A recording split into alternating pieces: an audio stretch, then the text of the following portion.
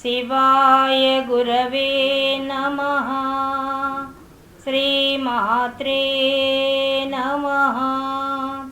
శ్రీ గురుభ్యో నమః. అమ్మవారి స్వరూపాలు మీకు అందరికీ నమస్కారం అండి. శివానంద లహరిలో ఈరోజు మనం 15వ శ్లోకానికి వచ్చేసాం. 15వ శ్లోకం. ఉపేక్షా నోచేత్ కిం న హరసి భవధ్యాన విముఖాం దురాశా భూయిష్టాం విధిలిపిమశక్తో యది భవాన్ శిరస్తత్ వైధాత్రం न खलु सुवृतं पशुपते कथं वा निर्यत्नं करनखमुखेनैव लुलितम् उपेक्षा नो चेत् किं न हरसि भवध्यानविमुखां दुराशा भूयिष्ठां विधिलिपिमशक्तो यदि भवान् शिरस्तत् वैधात्रं न खलु सुवृतं पशुपते कथं वा निर्यत्नं करनखमुखेनैव लुलितम्. ఈ 15వ శ్లోకంలో ఆదిశంకరాచార్యులు గారు భగవంతుణ్ణి నుదుటి మీద మన జీవితంలో 2 విషయాలు ఉండకూడదు, రాయకూడదు అని అడుగుతున్నాడు. ఈ 2 కూడా ప్రపంచ విషయాలకు సంబంధించినవి. మన నుదుటి మీద ఉండకూడదు, ఆ రాత మనకు రాసిపెట్టి ఉండకూడదు మన జీవితంలో అనే విషయాన్ని అడుగుతున్నారు. ఏమడుగుతున్నారు? భవధ్యాన విముఖాం. స్వామి, నీ యొక్క ధ్యానం, భవ నీ యొక్క ధ్యానం, నీ యొక్క ధ్యానానికి విముఖం నేను దూరం కాకూడదు. నీ యొక్క ధ్యానం చేయడానికి నేను దూరం కాకూడదు. రెండవది దురాశా భూయిష్టం, అమిత దురాశతో కూడినటువంటి జీవితం నాకొద్దు. అటువంటి ఒకవేళ విధి లిపి ఆ భగవంతుడు నా నుడి మీద నువ్వు దురాశా భూయిష్టంగా జీవించమని కానీ, లేదా నీ ధ్యానం చేయకుండా ఉండే జీవితం కానీ నా ముఖం మీద రాసి ఉంటే, ఆ విధి లిపి ఆ బ్రహ్మరాత నా నుడి మీద రాసి ఉంటే, ఒకవేళ బ్రహ్మరాత కానీ ఏ విధంగా ఉండకూడదు? 2 విషయాలు ఉండకూడదు. ఒకటి దురాశ ఉండకూడదు. రెండోది వచ్చి స్వామి నీ యొక్క స్మరణ, నీ యొక్క ధ్యానం చేయకుండా ఉండకూడదు. ఈ 2 నా జీవితంలో ఉండేటట్టుగా ఒకవేళ బ్రహ్మ రాసి ఉంటే నేను అడుగుతున్నాడు. ఉపేక్షా నో చేత్ కిం హరసి నా హరసి. స్వామి, ఈ విధంగా రాయకూడదని చెప్పి నువ్వెందుకు తుడిపేయడం లేదు వాటిని? బ్రహ్మదేవుడు రాశాడు అనుకో, నువ్వు తుడిపేసేయి. నీకు నిజంగా నా మీద శ్రద్ధ ఉంటే, ఉపేక్ష నా మీద అశ్రద్ధ లేకుండా ఉంటే, శ్రద్ధ ఉంటే ఏం చేస్తావంటే నా హరసి ఖచ్చితంగా ఆయన రాసిన దాన్ని తొలగించేసి నా నుడి మీద కానీ ఈ 2 విషయాలు రాస్తుంటే, ఏ 2 విషయాలు? దురాశతో ఉండడం, రెండోది నీ యొక్క ధ్యానం చేయకుండా ఉండడం. ఈ 2 ఒకవేళ ఇచ్చుంటే, అంటే దైన్యం గురించి చెప్తున్నాడు. ఇవి 2 మన దైన్యం అనే జీవితం. ఎందుకని? అసహాయులం మనం. ఈ 2 మనంగా చేసుకునేవి కాదు. బ్రహ్మదేవుడు రాసి ఉంటే, ఒకవేళ నేను చేసిన పాపానికి పుణ్యానికి పూర్వజన్మ కర్మ ఫలితంగా ఈ జన్మలో కానీ నా నుడి మీద నీకు పూజ చేయకుండా ఉండే దురదృష్టాన్ని రచించి ఉన్నా, లేదు ప్రపంచ విషయాల్లో వ్యామోహంతో దురాశతో ఉండే మనసు ఇస్తుంటే, ఒకవేళ అలా ఉండే రకంగా నాకు కానీ నుడి రాస ఉంటే, ఆ శివుడు ఆ బ్రహ్మదేవుడు అలా రచించి ఉంటే నువ్వెందుకు తుడిపేయడం లేదు? అసలు నీకేమాత్రం నా మీద ఉపేక్ష లేకపోతే, నా మీద అశ్రద్ధ లేకపోతే నువ్వెందుకు తుడపడం లేదయ్యా అని శివుణ్ణి అడుగుతున్నాడు. మళ్ళీ శివుడు ఎత్తి జవాబు చెప్తాడని మళ్ళీ అడుగుతున్నాడు. మా శక్తో యది భవాన్. అయ్యా నాకు శక్తి లేదు, నన్నెందుకు అడుగుతున్నావు? ఆ బ్రహ్మదేవుడు కదా రాత రాసింది, నేనేం చేయలేను. బ్రహ్మ రాత రాస్తే అంటావేమో, నేను ఒప్పుకోను. అదేంటది? ఎందుకు ఒప్పుకోవు? ఎందుకు ఒప్పుకోనంటే నువ్వే చెప్పావు కదా, శిరస్తత్వైధాత్రం, ఆ బ్రహ్మదేవుడి యొక్క శిరస్సు, తల. వైధాత్రం అంటే ఆ బ్రహ్మదేవుని యొక్క శిరస్సు. ఆయన యొక్క శిరస్సు కాస్త నఖలు సువృతం పశుపతే, ఓ పశుపతే ఏం చేసావు నువ్వు? నఖలు సువృతం, బాగా బలిష్టంగా ఉండే ఆయన తలకాయని నీవెలా చేసావు? నఖలు, ఒక చిన్న గోటితో సులభంగా ఒక పెద్ద బలిష్టంగా ఉండే తలకాయని ఎవరన్నా పెద్ద కత్తి తీసుకుని కోస్తారు. కానీ నువ్వేం చేసావు? చాలా కష్టమైనటువంటి దాన్ని సులభంగా చేసి పారేసావు. ఎలా? కథం వా నిర్యత్నం, ఏమాత్రం ప్రయత్నం చేయకుండా ఆ బ్రహ్మదేవుడు తలకాయని కాస్త కర నఖ ముఖే నైవలులితం, కర చేతి యందు, నఖ అంటే గోరు, ఈ గోరు చివరిలోంచి ఒక పువ్వు తుంచినట్టుగా ఆయన తలకాయ తెంచి పరేశావు. ఆ బ్రహ్మదేవుడి యొక్క తలకాయ, బ్రహ్మదేవుడు తలకాయ తెంచేసిన వాడివి, ఆ బ్రహ్మ రాసిన నా తలకాయ మీద బ్రహ్మ రాసిన రాతను తుడవలేవా? ఏమి లాజిక్ అడిగాడు చూడండి. బ్రహ్మదేవుడి యొక్క తలకాయనే నీ కోటితో తీయగల శక్తి సామర్థ్యాలు కలవాడివి, నా తల మీద రాసినటువంటి ఆ దురాశతో కూడిన నీ జ్ఞానానికి దూరం చేసేటువంటి ఆ బ్రహ్మరాతను ఎందుకు తుడవలేవు? నువ్వు తుడవగలవు, నీకు సాధ్యమే, కాబట్టి తుడిచేసే. కాబట్టి ఉపేక్ష చేస్తున్నావు, నన్ను అశ్రద్ధ చేస్తున్నావు, నాకు అర్థమవుతుంది. నీకు నిజంగా నా మీద శ్రద్ధ ఉంటే, నా నోటి మీద రాత రాసుంటే ఈ రెండు తీసేయచ్చు కదా. నువ్వు నీ జ్ఞానానికి నన్ను విముఖంగా చేస్తే ఎట్లా? నేను తట్టుకోగలనా? అది నేను తట్టుకోలేను, కాబట్టి నువ్వు తీసి అని లాజిక్గా అడుగుతున్నాడు. ప్రశ్న చాలా బాగా అడిగాడు. మనకెవరికి థాట్స్ రావు, మనము పురాణాలు వింటాం కానీ ఆ పురాణాల్లో నుంచి ఇంత గొప్ప అర్థాన్ని లాగి అడగం. బ్రహ్మదేవుడు తలకాయ పీకేసిన వాడికి బ్రహ్మరాతం తొడవడం పెద్ద కష్టమా? తుడిచేయచ్చుగా ఆయన. అదే అడుగుతున్నాడు. ఎందుకలా అడుగుతున్నాడు అసలు అంటే దైన్యం గురించి శ్లోకాలు చెప్తున్నాడు. అసహాయుడు. మనకు ప్రపంచ విషయాల్లో అంతటా మనకు దురాశ ఉంటుంది. ఆశ ఉండవచ్చు, దురాశ ఉండకూడదు, అంతే కదా. ఇప్పుడు మనం చూస్తూనే ఉన్నాం, ప్రపంచంలో దురాశ ఎక్కువైపోయింది. కుంభకోణాలన్నీ జరుగుతున్నాయి. ఎందుకు జరుగుతున్నాయి? దురాశ ఎక్కువైపోయింది. అలాంటి రాత నా ముఖం మీద రాయవద్దు అంటున్నాడు. వద్దు, నాకు వద్దు, ఆ రాతే వద్దు అసలు. ఎందుకు? ప్రపంచ విషయంలో పడి నిన్ను మర్చిపోతాను. ప్రపంచంలో ఉండే అట్రాక్షన్ అంతా అయింది డబ్బు, ఆశ.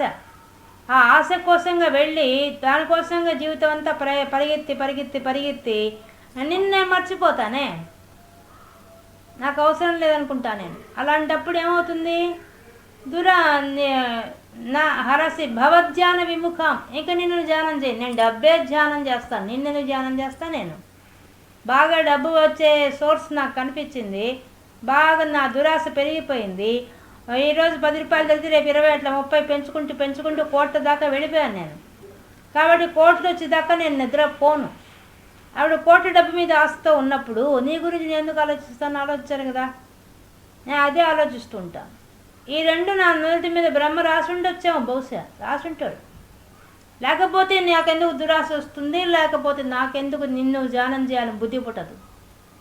ఈ రెండు బుద్ధి పుట్టడం లేదంటే కారణం ఏంది? నాకు బాగా పుష్కలంగా ప్రపంచంలో ఉండేవన్నీ ఆశ ఎక్కువైపోయింది, వాటి కోసం నేను పరిగిస్తున్నాను. నేను పరిగెత్తడం వల్ల నిన్ను మర్చిపోతున్నాను. ఈ రెండు బ్రహ్మదేవుడు రాయబట్టే జరుగుతుంది, రాయకపోతే జరగదు కదా. కాబట్టి ఆ బ్రహ్మదేవుడు ఒకవేళ రాసి ఉంటే నువ్వెందుకు ఉపేక్ష చేస్తున్నావు? అసలు నువ్వే తీసేయచ్చు కదా అని అడుగుతున్నాడు. అది మా రూల్స్ కాదండి, మా రూల్స్ వేరే, మా ధర్మశాస్త్రం వేరే, మీ ధర్మశాస్త్రం కాదు ఇక్కడ అని నువ్వు మాట్లాడతావేమో.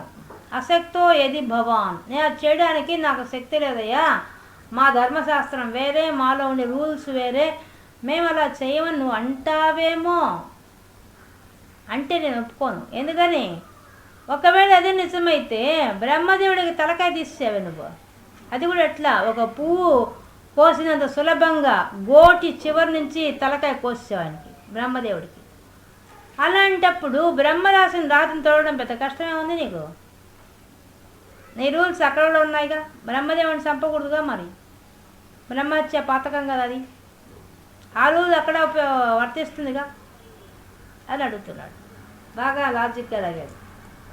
ఈ బ్రహ్మ దేవుడి యొక్క తలను తీయడానికి మనకు పురాణాల్లో చెప్పే కథలు 3 విధాలుగా ఉంటుంది. ఒక విధానం వచ్చి ఏంటంటే, బ్రహ్మదేవుడికి మొదట 5 తలకాయలు ఉన్నాయి, సదాశివుడికి 5 తలకాయలు ఉన్నాయి. సృష్టికర్త కదా ఆయన సదాశివుడు, ఆయనకి 5 తలకాయలు ఉన్నాయి.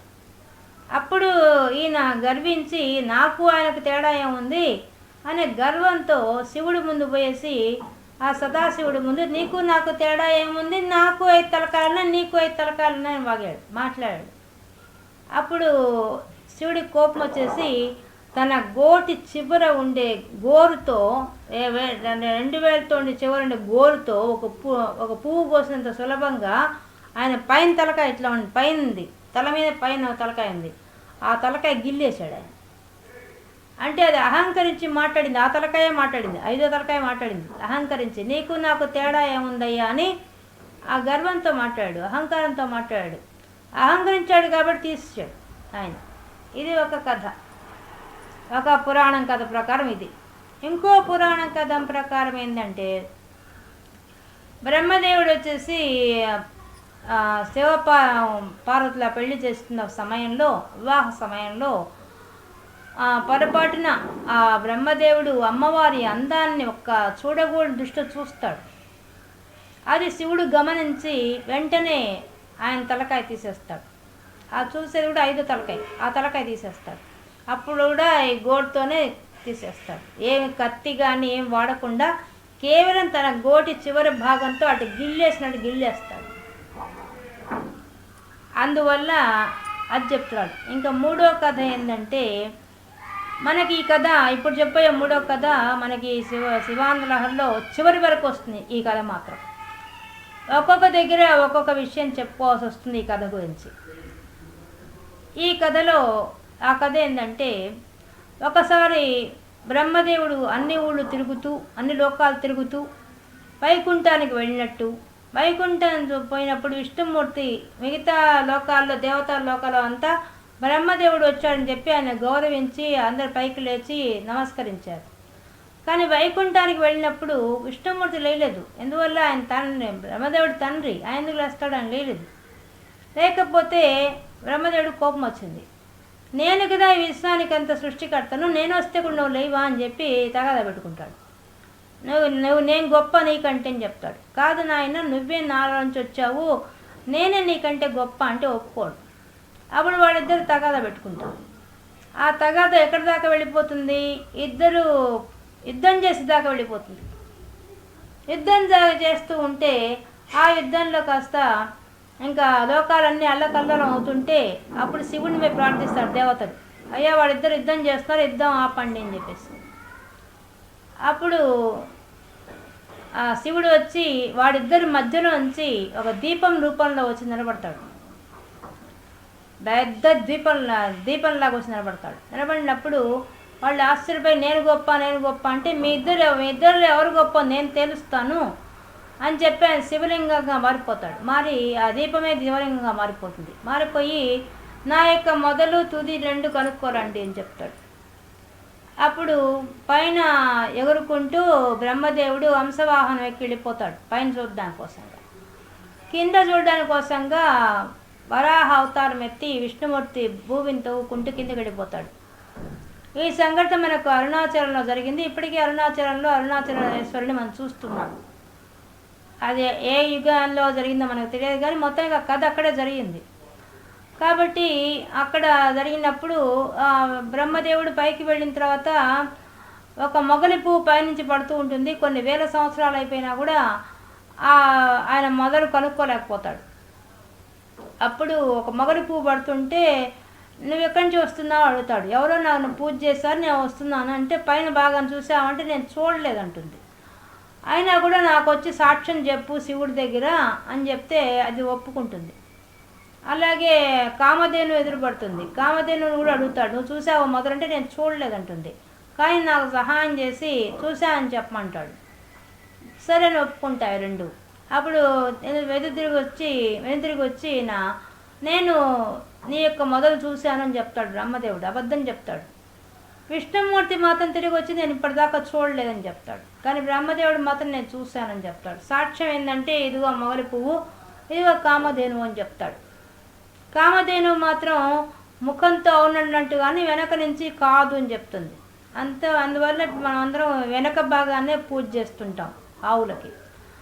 అలాగే మొగలి పువ్వు శివుడు శపిస్తాడు, అబద్ధం చెప్పావు కాబట్టి నువ్వు నా పూజకు పనికిరావని శపిస్తాడు. అలాగే అప్పుడు ఆయన యొక్క 5వ తలకాయని అసత్యం ఆడినందుకు ఆయన 5వ తలకాయని తీసేస్తాడు శివుడు. ఈ విధంగా 3 కథలు ప్రచారంలో ఉన్నాయి, పురాణంలో ఉన్నాయి ఈ యొక్క బ్రహ్మదేవుడి గురించి. అప్పుడు జరిగిన సంగతిని నేను చెప్తున్నాడు ఎవరు, ఆదిశంకరాచార్యులు. అప్పుడు పురాణాల్లో జరిగిన విషయాన్ని ఈ శ్లోకంలో చెప్తున్నాడు బ్రహ్మదేవుడి గురించి. అయ్యా, బ్రహ్మదేవుడి యొక్క తలకాయనే నువ్వు కనీసం బాగా బలిష్టంగా ఉండే తలకాయని ఎటువంటి ఆయుధం ఉపయోగించకుండా కేవలం నీ యొక్క చివరిగా చేతి యొక్క గోటితో గిల్లేసావు అని చెప్తున్నాడు. కాబట్టి అట్లా చేసినప్పుడు ఆయన తలకాయను అంత సులభంగా గిల్లేసినప్పుడు ఆయన నా నుదుటి మీద ఆ బ్రహ్మదేవుడే కదా రాత రాశాడు, దాన్ని నువ్వెందుకు తుడపలేవని అడుగుతున్నాడు. చాలా చక్కగా అడుగుతున్నాడు ఈ మాట. మనం కూడా అడగలేం, మనకి ఆలోచన రాదు. ఇంత ఆయన ఎందుకు అలా చెప్తున్నారు అసలు అంటే, ఆయనకు శివుడి మీద భక్తి పోకూడదు. అది ఫస్ట్ చెప్పింది. భవధ్యాన విముఖం, నీ ధ్యానానికి నేను దూరం కాకూడదు. అది ఆయన అసలు కోరిక. నేను ముందే చెప్పేశాడు మనకి, ఏ జన్మ ఎత్తినా, ఏ ఆశ్రమంలో ఉన్నా, ఎక్కడ ఏ చోటులో ఉన్నా నాకు మాత్రం నీ ధ్యానానికి నీ యొక్క నామస్మరణకు దూరం చేయకూడదని చెప్పాడు. ఇప్పుడు అదే విషయాన్ని చెప్తున్నాడు. ఒకవేళ నా యొక్క నుదుటి మీద కూడా రాత రాసి ఉంటే బ్రహ్మదేవుడు, దాన్ని నువ్వు ఎందుకు తుడిపేయడం లేదు? అసలు తుడిపేయి. నేను తుడపలేను అంటావేమో, నువ్వు తుడపగలవు. ఎందువల్లంటే బ్రహ్మదేవుడి యొక్క తలకాయనే నువ్వు తుంచేసిన వాడికి ఆ బ్రహ్మ రాతను తుడవడానికి పెద్ద కష్టం కాదయ్యా అనే విషయం చెప్తున్నాడు. అంటే నన్ను ప్రపంచ విషయాల ఉంచకుండా పరమాత్మమైన నీ మీదే ఉంచేటట్టుగా నా మనసు ఉండాలి. ఆయన అసలు విషయం అది. తన మనసు ఎప్పుడూ భగవంతుడి దగ్గరే ఉండాలని కోరిక, తీవ్రమైన కోరిక ఉంది. ఆ కోరిక అనుగుణంగా ఈ శ్లోకాన్ని చెప్తున్నాడు. మనమందరం అడగాల్సిన మాట, దురాశ భూయిష్టే, దురాశలతో ఉంది ఈ విశ్వమంతా. మనం ప్రపంచంలో మనం వెలిగే విషయం అంతా కూడా మనం ఎలా జీవిస్తున్నాం? ఉదయం లేచి పరిగిస్తున్నాం, ఉద్యోగాలని, సంపదలని, ఇల్లు కట్టుకోవాలని, వీటన్నిటి మీద ప్రపంచ వ్యామోహంతో. అది కూడా మామూలుగా కూడా దురాశ ఉంది మనకి. ఆశ ఉండవచ్చు, ఆశ ఎంతవరకు ఉండొచ్చు? దురాశ కానంత వరకు ఆశ మంచిదే. అంటే మంచి ఆశ. మంచి ఆశ లేకపోతే, ఆశ ఏమే లేకపోతే నువ్వేం పని చేస్తావు? పని చేయలేవుగా. కాబట్టి మంచి ఆశ ఉండవచ్చు, దానికోసంగా నువ్వు తీవ్రంగా ప్రయత్నం చేయొచ్చు కూడా. కానీ దురాశగా మారిపోతుంది ప్రపంచంలో ఉండే విషయాలన్నీ కూడా. ఇప్పుడు మనం చూస్తూనే ఉన్నాం, ప్రపంచంలో పరిగిస్తున్నారు దురాశ. లగ్జరీ లైఫ్ కోసంగా ఎన్ని కష్టాలు పడుతున్నారు, ఎన్ని చీటీలు కట్టుకుంటున్నారు, ఎన్ని చేయాలో చేయకుండా దుర్మార్గాలు చేస్తున్నారు, చెప్పలేము అసలు. అన్ని ఆశ వల్ల జరుగుతున్నాయి అవన్నీ. నగల కోసం, చీరల కోసం, ఇళ్ళ కోసం, ఏమో అతిగా ఆశించుకొని వాటి కోసంగా ప్రయత్నం చేస్తూ, వాటి కోసంగా దొంగదారులు వెతుకుతూ జీవితాలు గడిపే వాళ్ళు ఉన్నారు ప్రపంచంలో. అటువంటి వాళ్ళని దృష్టిలో పెట్టుకొని చెప్తున్నాడు, అటువంటి జీవితం నాకు అక్కర్లేదు, నాకొద్దు, నాకు అది వద్దు. రెండోది ఏంది, దానివల్ల నేను నిన్ను మర్చిపోతాను, నీ ధ్యానం మర్చిపోతాను. కాబట్టి నీ ధ్యానానికి నన్ను దూరం చేయొద్దు. నహరసి భవధ్యాన విముఖాం, నీ ధ్యానానికి నన్ను దూరం చేయవద్దు. ఈ రెండు ఒకవేళ నా నుదుటి మీద రాసి ఉంటే ఆ బ్రహ్మదేవుడు, నీవు ఉపేక్ష నోచేత్ కిం నహరసి, ఎందుకు తొలగించకుండా ఉన్నావు? ఉపేక్ష చేస్తున్నావు ఎందుకు? అశ్రద్ధ చేస్తున్నావు ఎందుకు? వెంటనే తుడిచేసేయి. నా నుదుటి రాత ఆ 2 పాయింట్స్ రాసుంటే ఆ వెంటనే తుడిచేసి నాకు దురాశ లేకుండా, ప్రపంచ వ్యామోహం లేకుండా నాకు నీ యందే భక్తి ఉండే భాగ్యాన్ని కలిగించు. అది ఏ జన్మైనా, ఎక్కడ పుట్టినా, ఎలా పెరిగినా సరే, ఎట్లా ఉన్నా సరే, ఏ జన్మైనా సరే, మొత్తానికి నీ ధ్యానం, నీ యొక్క నామస్మరణ వదిలిపెట్టకూడదు. నీ మీద భక్తి నాకు ఎప్పటికీ ఎల్లప్పటికీ ఉండాలి అనే విషయాన్ని కోరుకుంటూ ఈ శ్లోకాన్ని ఈరోజు ఆదిశంకరాచార్యులు చెప్తున్నారు. ఇది ఈ శివానందలహరిలో మనం 15వ శ్లోకాన్ని పూర్తి చేసుకున్నాం.